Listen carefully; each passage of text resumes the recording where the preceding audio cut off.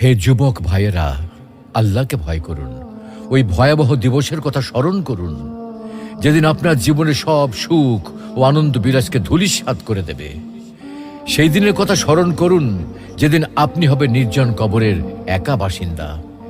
সেদিনের কথা স্মরণ করুন, যেদিন আপনার সন্তান সন্ততি, স্ত্রী, পরিবার, আত্মীয় স্বজন, পাড়া প্রতিবেশী, ধন সম্পদ, বন্ধু বান্ধব সব কিছু থেকে আপনি বিচ্ছিন্ন হয়ে যাবেন। কবরের সংকীর্ণতা ও ঘুটঘুটে অন্ধকারের কথা কি আপনার একবারও মনে পড়ে না? কবরের বিভীষিকাময় ও ভয়ঙ্কর অবস্থা কি আপনার স্মরণ হয় না? কবরের শাস্তির ভয়ে কি আপনার অন্তরাত্মা প্রকম্পিত হয় না? মুনকার নাকির ফেরেশতার দয় প্রশ্নের সঠিক জবাব কি আপনি দিতে পারবেন? একথা একবারও কি ভেবেছেন? অনুরূপভাবে কবরের অপুরন্ত সুখ ও অনাবিল শান্তির কথা কখনো কি আপনার হৃদয়ে পটে জাগ্রত হয় না?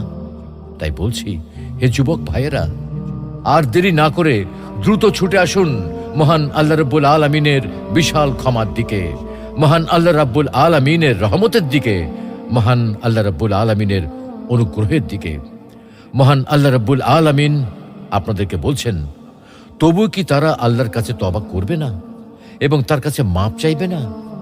আল্লাহ অত্যন্ত ক্ষমাশীল ও করুণাময়।